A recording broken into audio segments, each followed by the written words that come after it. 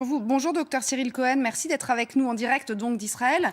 On apprend ce qu'il se passe chez vous. Alors j'ai deux questions. Est-ce que vous diriez qu'Israël laisse filer le virus et se dit on va apprendre à vivre avec? Et deuxième question, est-ce que les Israéliens sont suffisamment raisonnables, si j'ose dire, pour effectivement accepter de récupérer la responsabilité de la gestion de la crise? Je vous pose la question parce qu'il n'est pas tout à fait certain que chez les Français ce serait la même chose. Oui, bonjour Bénédicte. Non et non. Maintenant, on va essayer d'étayer un peu ce que je viens de dire.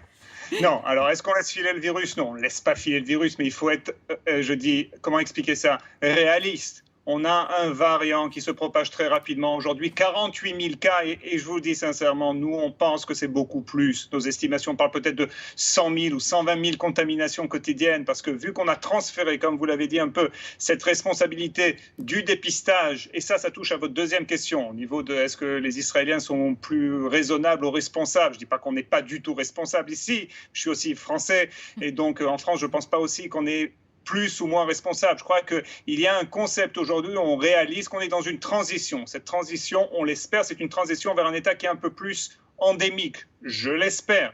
Une fois de plus, ce virus nous réserve beaucoup de surprises. Donc en fait, ce qui est en train d'arriver, c'est qu'on ne laisse pas circuler le virus parce qu'on pense quand même que, et on voit quand même les malades graves monter. Vous savez, aujourd'hui, 50% à peu près des malades graves en hôpital, même s'ils font une maladie moins grave, sont de l'Omicron, dus à l'Omicron, et 50% dus au Delta.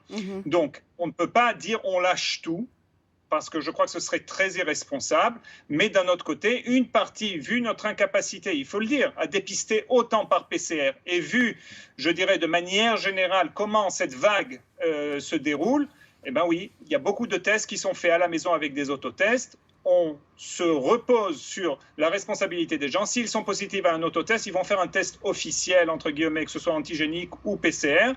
Et voilà, mais on sait qu'on manque beaucoup, on sait qu'il y a beaucoup d'infections qui ne sont pas détectées. Et au bout du compte, peut-être que ce n'est pas si grave, entre guillemets, parce qu'on regarde essentiellement la situation dans les hôpitaux. Alors justement, c'était ma question. La situation dans les hôpitaux, quelle est-elle en Israël? Parce qu'on en parlait tout à l'heure. Alors chez nous, c'est endémique, c'est qu'effectivement, ces hôpitaux sont en difficulté, même sans épidémie de Covid. Donc, Oui, c'est un peu partout pareil. Hein. Je veux dire, notre problème aujourd'hui, c'est aussi la grippe, avec à peu près 1000 hospitalisations.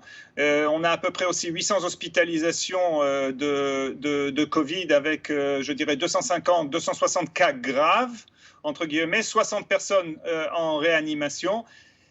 C'est toujours tolérable. Mais je dis, ce qui nous inquiète, c'est un peu de voir quand même cette courbe qui est en train de monter, qui monte de manière assez, je dirais, qui ne ressemble pas à la courbe des contaminations. Évidemment, il y a une décorrélation, ça ne monte pas aussi rapidement. Mais d'un autre côté, elle continue de monter. Donc on est en train aussi de se préparer. On se prépare aussi en Israël à des scénarios, entre guillemets, catastrophes. Mieux vaut anticiper, c'est ce qu'Israël a essayé de faire depuis 2 ans. Donc on anticipe et on met en place, on espère, je veux dire une fois, ne pas devoir en venir à cela, mais on se prépare aussi à un scénario où il y aurait peut-être 1500 ou 2000 personnes en état grave qu'il faudra traiter, alors que notre pic, entre guillemets, la dernière fois, le mois de janvier, il y a 1 an, c'était 1200 personnes en état grave dans les hôpitaux. Donc on se prépare, mais voilà, on comprend aussi qu'on ne peut pas non plus arrêter ce variant. docteur Richaud. Je ne peux qu'être d'accord parce que en fait c'est ce qu'on observe ici, on ne peut pas faire autrement. Et puis vous savez, les hypothèses, les projections, ce ne sont que des modèles mathématiques. Oui, on s'en rend Donc, compte. Hein. on est obligé de prendre en compte le scénario le pire pour l'éviter. Et donc on prend le scénario le pire pour l'éviter simplement. Et on est vraiment dans une situation où il y a une telle explosion des cas que ça devient totalement ingérable. Et vous avez raison, le fait de donner des directives qui changent tout le temps donne une impression de confusion. C'est comme quand on nous dit les médecins ne sont pas d'accord entre eux. Les médecins, la grosse majorité, vous prenez la communauté scientifique dans le monde entier, tout le monde est d'accord. Il y aura toujours un farfelu pour dire que non, quand on est vacciné, on a plus de risques que quand on n'est pas vacciné. Mais c'est toujours comme ça. Donc il faut quand même... on est quand même dans une situation qui touche absolument le monde entier. Et s'il y avait des solutions de facilité, quel que soit le système de santé, je pense que tout le monde les prendrait. Donc il faut aussi avoir un peu de bon sens et de perspicacité. On peut écouter peut-être l'Agence européenne du médicament là-dessus, sur ce que va devenir cette pandémie. Un petit peu d'optimisme quand même. Nous ne devons donc pas oublier que nous sommes toujours dans une situation de pandémie. Néanmoins, avec l'augmentation de l'immunité dans la population et avec Omicron, il y aura beaucoup d'immunité naturelle en plus de la vaccination. Nous nous dirigerons donc rapidement vers un scénario où nous serons plus proches de l'endémicité. Expliquez-nous, professeur Cyril Cohen, juste la différence entre pandémique et endémique, parce que nous, on n'est pas des médecins et on n'est pas des scientifiques. Oui, moi, je suis juste immunologue. Donc, en fait... c'est déjà pas mal, si je peux me permettre. Non, ce qu'il faut comprendre, et en Israël, ça fait déjà plusieurs temps qu'on voit ça comme ça, et c'est aussi mon sentiment personnel, je l'avais exprimé. En fait, une pandémie... c'est une épidémie, entre guillemets, qui s'est répandue énormément et qui cause un stress énorme sur nos systèmes de santé. Une situation endémique, c'est un peu comme la grippe. C'est-à-dire qu'en fait, on a un virus qui est quand même létal, qui attaque chaque année, mais qu'on sait plus ou moins, je dirais, gérer. Je le dis avec de la prudence parce que ça dépend des vagues qu'on a chaque année, mais qu'on sait plus ou moins gérer, on sait à quoi s'attendre, on sait aussi comment se protéger.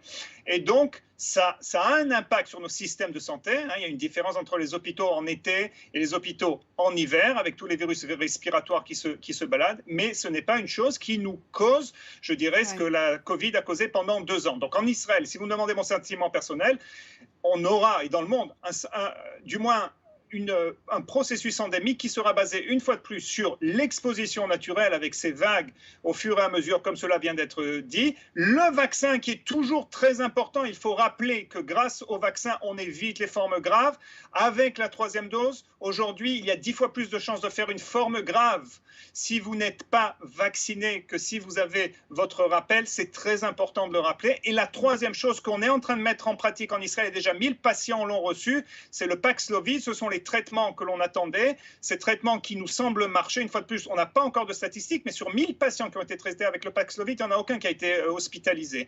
Alors, je veux dire, voilà, c'est comme ça que je crois qu'il faut réaliser que tout doucement, il y a cette transition qui est en train de se passer. Merci 1000 fois de vous être rendu disponible pour nous, un peu au dernier moment, professeur Cohen. On a appris plein de choses.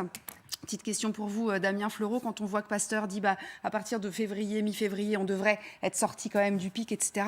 Vous allez peut-être me trouver extrêmement cynique, mais enfin d'un point de vue du timing politique pour Emmanuel Macron, ça tomberait quand même pas trop mal.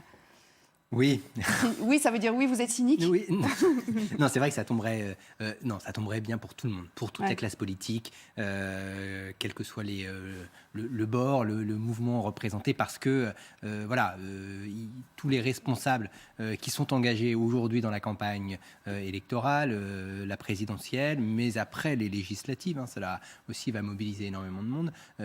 Tout le monde souhaite faire campagne le plus librement possible. Donc, bien entendu que c'est toujours mieux pour un représentant politique d'annoncer de bonnes nouvelles, un allègement d'une contrainte, mais c'est à ce stade quand même, et on le voit encore aujourd'hui, beaucoup le virus qui dicte le tempo et qui contraint actuellement la marche de l'exécutif. Et puisqu'on parle de l'exécutif, vous avez une petite info sur cette réunion dont on parle depuis tout à l'heure, donc qui va avoir lieu au ministère de l'Éducation.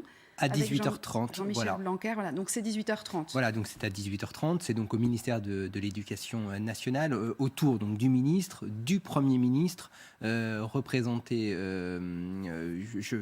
Olivier Véran sera aussi présent, mais à distance, en visio, puisqu'il a été testé positif. Et puis des représentants des organisations syndicales qui ont appelé, notamment aujourd'hui, à manifester.